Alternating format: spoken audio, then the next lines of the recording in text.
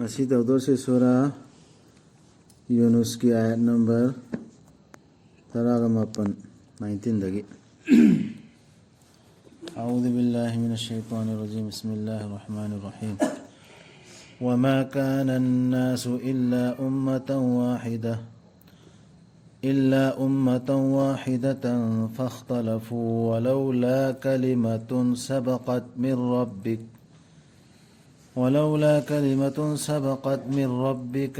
من ربك لقضي بينهم فيما فيه يختلفون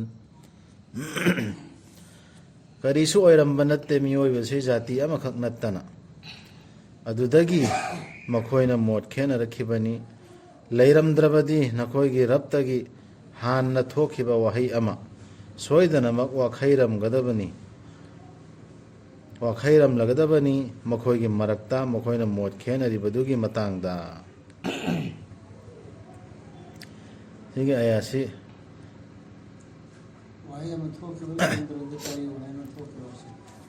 mana achum aran khanghan bidri phau magi banda singbu tandi pibi roi haiba allah gi warep adugi changyeng dugi neba hida mochi adum ekhoi khenara neba jati se am khakta su roi pulla roi jati tongan ba leirani haibsi allah gi faisla neba aduna sida kana gumba ma sida am khan thaba point phajaba yauri me ekana gumba group amna ekhoi jati sini pai besi nadra ekhoi na mokhoi da mukna dan sum tawrisi asigisi yade misi am khaktane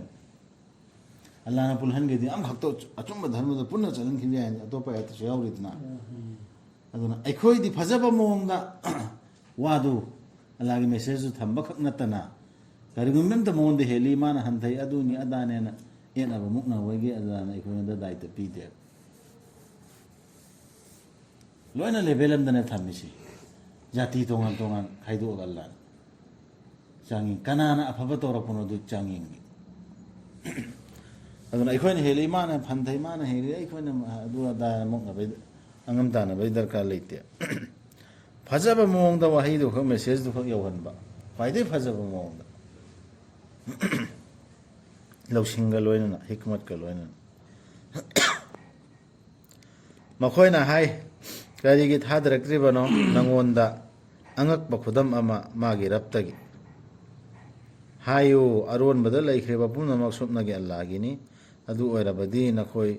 ngairo ta sengna mak aisu nakhoi ga loina na ngairi ba singi manung dagi ayalama thar tabe da mom ta tirdi man proina hayra rasul ta loina hayri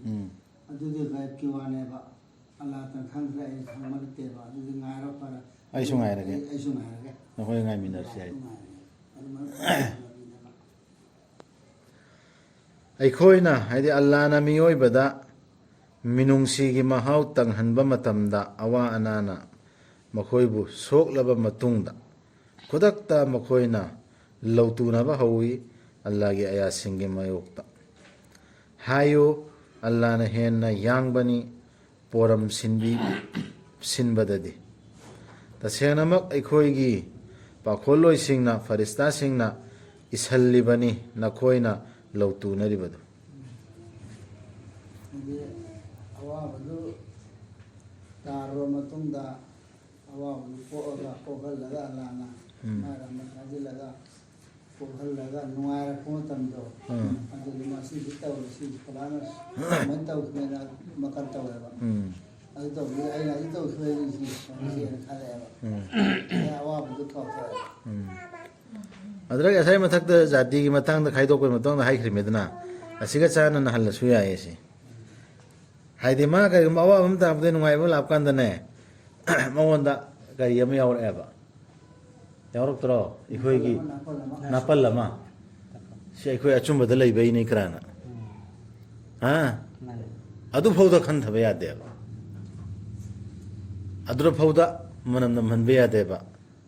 ꯑꯩꯈꯣꯏꯒꯤ ꯀꯔꯤ ꯍꯥꯏꯕ ꯇꯥꯔꯦ ꯐꯤꯔꯀꯥꯕꯟꯗꯤꯁꯤꯒꯤ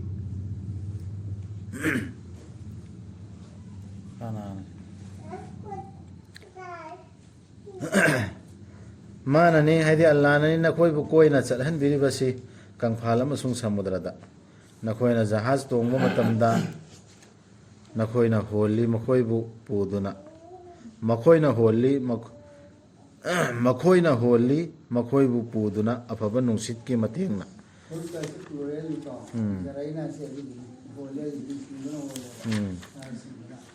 मधुदा मखोइ नुंगाइजै अदुगी तुंगदा लागी नोंलै नुंसित अमसुंग लागी मखोइदा इथक्सिंग माइकई खुदिंगदगी अदुगा मखोइना खल्ली मखोइबु थचिन बिखरे हाइना नुंसित लाकवांद्र थचिन ले कैमदा उपाय लेतरें खनबदो मधुदा मखोइना कौजरगी अल्लाहबु थमोइ सेंगना धर्मदा अद्रदि अल्लाह खक्तने मान कौर इसी इमा इमा माना निंगिबा मपुदु अल्लाह निंगदबा मियोर सुमाइ मपुदु डायरेक्ट अदर मथंतने कौदोरसी अतोपा साहित्य कनांत लामजिलरो या होला मरो अतोपा अदु ताहिराने नंगना कनबीरबदी अखोइबु मसिदगी अखोइ सोइदनमक ओइजगनी नंगोंदा तौबीमल खंगबसिंग सेसु हाइरा तौजरो एतै कौजरो ना खक्ता लालने ना हाइरा नंग खक्तना हाइबे इल्लनी हाइबदु थमोइदा हाइजरिमि नत्र मचिंदसु थो तौंगिबसुंग अल्लाहना मखोइबु कनबीरबा मा कांददी मखोइना खुदक्ता लान हवी लान से करिनो मियोट मिनई तौदुना हाइबा इंददुना बहापना सागतपा लाइनिंग लाइसोन चत्थदुना सिदा मतियम खक्ता निंसिंगम खिगेबा मियोट मिनई तौदुना हाइबा इंददुना बहापना सागतपा लाइनिंग लाइसोन चत्थदुना होरा इसी मियोट मिनई सि करिनो सिदा मियोट मिनई सि अइना खनबदुनिको मी अमदा साइगी फिरका बंदी जाति की ओइबा पोंथोक चौथोकपा अमदना हंथना खनबा अमदना लालीगा चुम्मीगा यामना तौद्रो मुनाजरा मुक्तना चाउनो लिंगना एखोइने कइदौरसि मादे अदुनि हंथपम कोमनि मोसि अदुनि अदानि माना करी खंदनो अदुनि अदा मियोट मिनई यामना अवाबा पिये मियोंदा चिन्ना अदु तनतन होसि खुदना तखना इमे खुदना तखला इमे मियोट मिनई ने अदु चिन्ना सो अवाबा पिबियामते अदुगा मखोइना खल्ली मखोइबु थचिन बिखरे हाइना मधुदा मखोइना कौजरगे अल्लाहबु थमोइ सेंगना धर्मदा नंगना कनबीरबदी अखोइबु मसिदगी अखोइ सोइदनम ओइजगनी नंगोंदा तौनिमल खंगबसिंग तौंगबसिंग माना मखोइबु कनबीरबा कांददी मखोइना खुदक्ता लान हौरे कनबीखिबदै अइना चुमना निंगुबा मपुदुना निंगुबदगी अइना चुमबदैनिसि अइगे ग्रुपना अइना फिरकाना चल चुमबदैनि अइ माइपागा इसेना मियोट मिनई हौरे अमा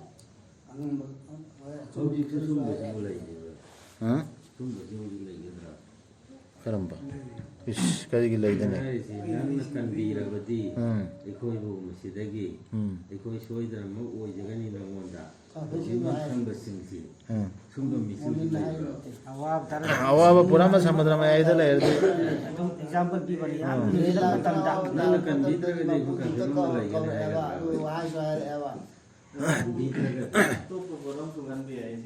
अवाबा तारगा निंसिंगी या निंसिंगी हाइबदुने मिसि लैबदो अदुनिसि कोइ जाव मी अमसि दशा तारे खलुने मचाने पाव कन्ना रे मला हि सिंधु जाव तो चरगी नने तो रे खलोने ना फले एग्जांपल ले सुम हाइनरिसि फारो मतुम तो माइ सिंधु तो चारदी अल्लाह हाइबि इंद्र अदुनि पोत अम खक्तनि सिदे हाइते अम खक्तनि माइ ओइबि अरे खुदक्ता लान हौई पिथ्री थक्ता अचुम्बा याउदना लान हौरे बामा एनी मजहब की मी ओइसनो एनी जाति की मी ओइसनो अइना चुम्बुबदैनि तौरैसिना अपंग बनंग अदु अदाना सोनबा नै थंगदबा मी सिंगदरा फतवा पिबा होरानी ngang बनैबा होरानी अचुम्बा सादना माना ख्वाइ वांगबे मोंगदा ओमे नतर फतबा मिदो अदु नाकलोदा लो नतर अमरोदा ओमेना दो हाइजना हाइजना फतबा मिदो करे हरकदो अवाब तारेंगेदने मान हाइदना माना नंगुतनि सिंगनि हो सुप्रिया दना पुनन मिना शाकिरिन हाइदरो अदु माना हाइसु वादा सुगारे हाइ सि फतबा मिदो नत्रो नुआयरब कांदा ला कनबीरब कांदा दुगी आर्थ दो हल्लो है फत मिदुन सो अमका अल्लाह ले माना पुथोर Emmy अतोपा असai third party second party बो थनम दबदो अदु थंबा हो रखदो ओ मियोइबा नखोइना लान हौरिदु नखोई नसागी मायोक्तनी मधु ताइबंग पुंसीगी नुंगाइबनी अदुगी तुंगददी अखोइदनी नखोइना हलक्कदबदु मतमदुदा अखोइना पाउ पिबिगनी नखोइदा नखोइना करी तौखिबगे हाइबदा तो सिदा ममैगी आयात असिदसु अदुम खनथबदा ममैगी अल्लाह की मनाक्ता हलक्काना नखोइना करी तौरमी मे हाइबदो मुगम बनतरा चंगांगम ममयामदो अल्लाह नानेबा फोन हाइदोरसि मोंदा अदुन सिदसु अदुम खंगद्रो जाति वाइज अखोइगी सेंगना खंगा नेबा itu loina ulani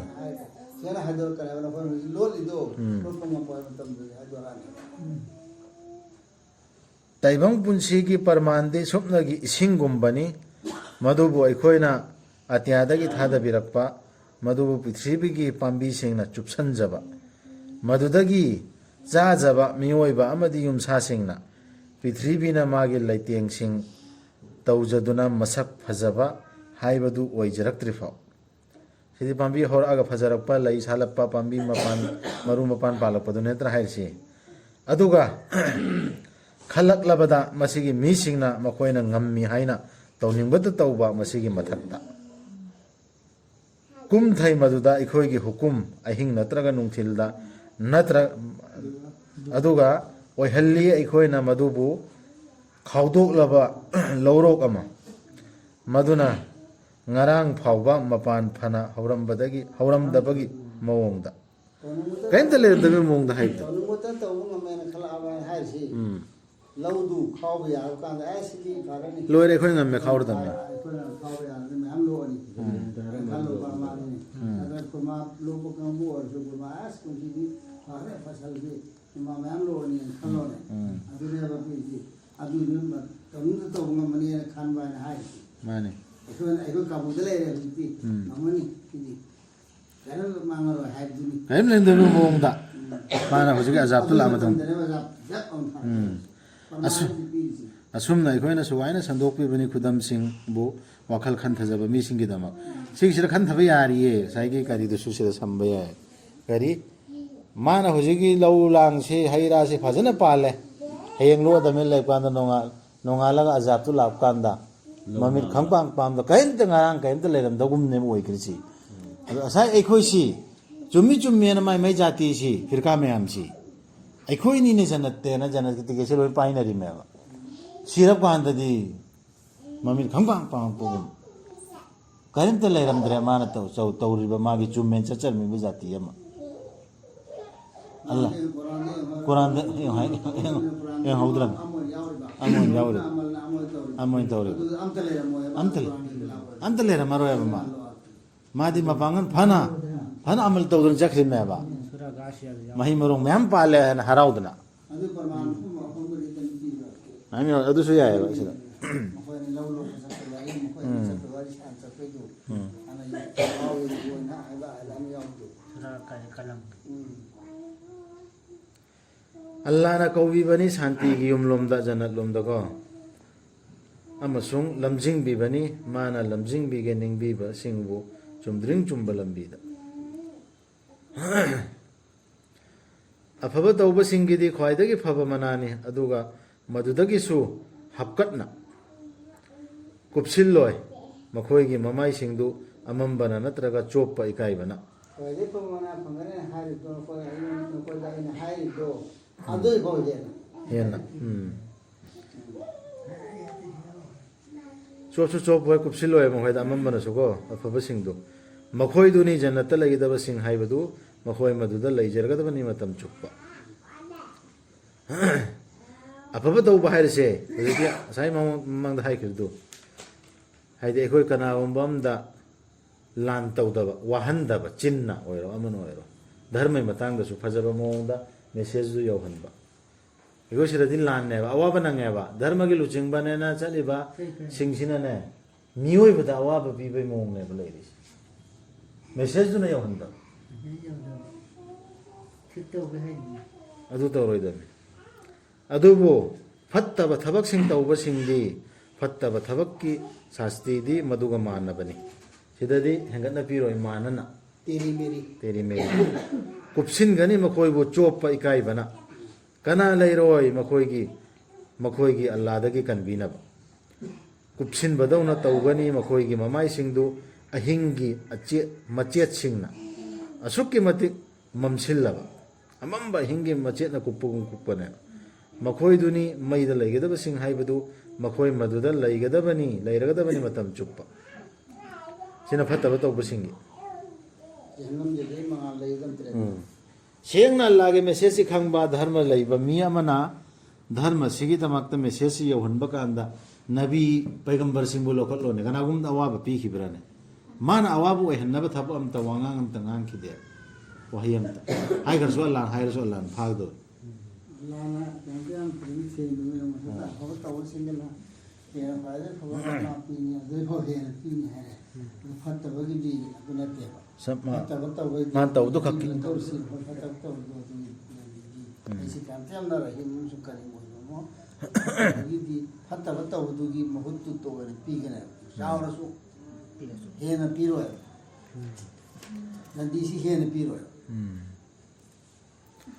पल्लो मखोयदा अदुगुम्बा नुमित्तु अखोयना हाइदि अल्लाह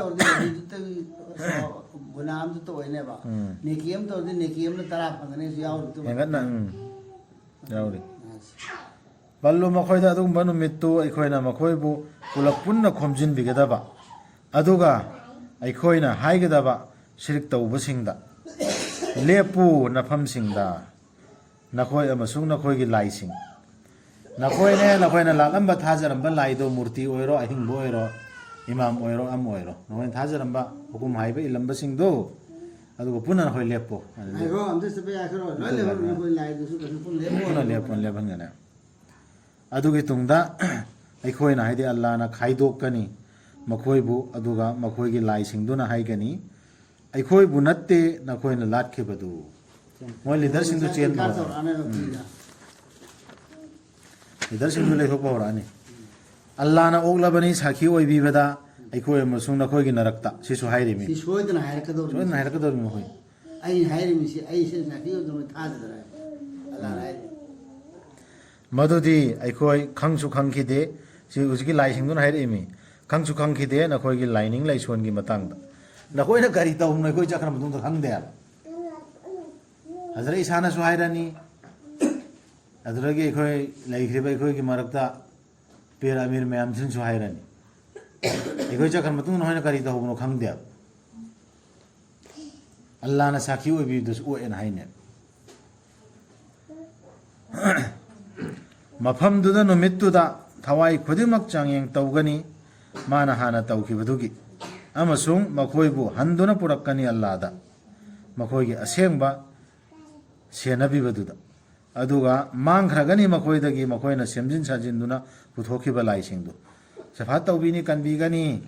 मी तरेत कनगनी हुंफु कनगनी लाइखिम सिंगदु लोय मांगख्रनी मखोयबु सेनखिबा अल्लाहदो अदु खक्ता लेहौरना वबल्ला अनहुम मा कानु यफ्तरून शियाबो लोय मांगख्रनी मो साजिन कनाना कनबिदोर मो कनाना खुद पाइबिदोर मो अदु लोय मांगख्रना हायो कनाना पीबगे नखोयदा चिंजाक आसमान अमदी पृथ्वीदगी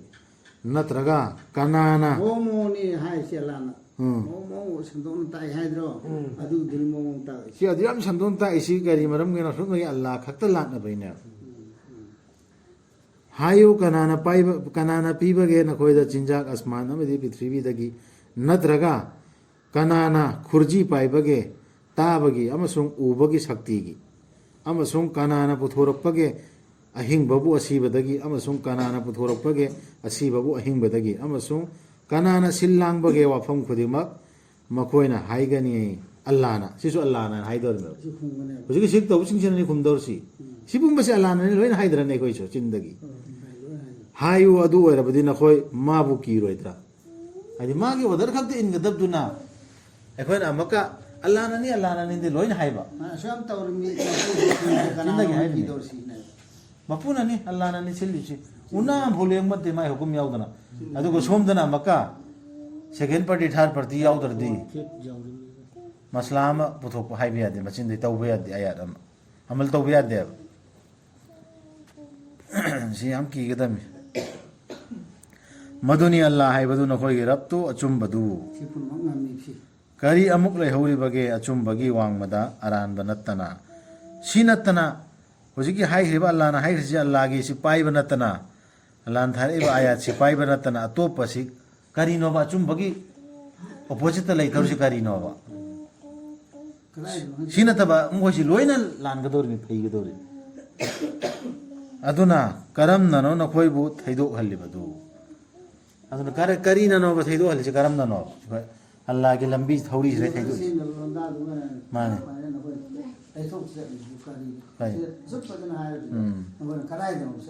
थैदोक तन चलिसि असुमना अचुम्बो ओइखरे नंगी रब के वहाइदु सिंगनबगा लोइना हाइबा इंदबा सिंगी मथक्ता मधुदी मखोय ओइररोय थाजबा हाइबदु सोइदना थोअने हायो याउब्रा नखोयगी लाइसिंगी मनुंगदा लैसेम नुंगसेमबाबु हौदोकपा अदुगा मधुबु हन्ना हन्ना तौबा हायो अल्लादी लैसेम नुंगसेमबा हौदोकपनी अदुगा मधुबु हन्ना हन्ना तौबीबनी अदु ओइरबदी नखोयना करमना वखल लान पुबीरिबनो ngarang हाइखिबा अर्थ दो जाखै कराइदनो होय चलिस मा खक्ता लाट कदबदुना हायो याउब्रा नखोयगी लाइसिंगदुगी मनुंगदा अचुम्बदा लमजिंगबीबा ngamba हायो अल्लाहदी लमजिंगबीबनी अचुम्बदा अदु होय खंगबा खंगबदरे हमिसि यो बन खंगबा खंगबदरे हमिसि यो सिसि खंगनत्रा यामना खंथबा याबा यानी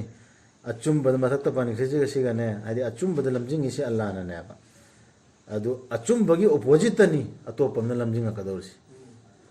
माना यौहल्लकदौरसि दे इमन ताकदौरसि अल्लाह मेसेज सिनेबा सि हेक नत्रबा अचुम्बो सुबोय ओइरोय अतोपम ओइनेबा दिको हेम कीगदन सियो हमसे लोजिंद्री हायो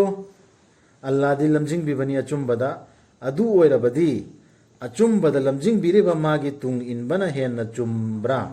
नत्रगा माबु लमजिंग बिद्रबदी लमजिंग बंग ngамदबा अदुगिना हेन चुम्ब्रा माबलजिंग बिदर कनाम से माबला लजिंग बिदर दि कनाम से लजिंग बिबंगा मोयदबा अदु दु लाइन लालिदो अदु लातन चुम्ब्रा लजिंग बंगम मपुदु लातपंग लातपंग अल्लाह ना लमजिंग बिदर दि मांगदबा मीदुना हाइबे इनबदुना चुम्गदौरिब्रा नत्रगा अल्लाह ना हाइबसिना चुम्गदौरि याम फजन अल्लाह ना संदोन ता इबे आयाछि हां कैदौरबगे न खोइबो करमना न खोइगी विचार त करमना न नखोइगी विचार खुतौसी सि विचार इसाना खन्थजो याम सिंबा आया ने खन्थबा ngamba mi singidi losing kadai da no noi singe jali moina singe khoi chumme mana hai khardi loiren jali du karam ba losing no ba kaya su hakun satro kana amattana Quran से पुथोकपा ngamba natte mathaki doro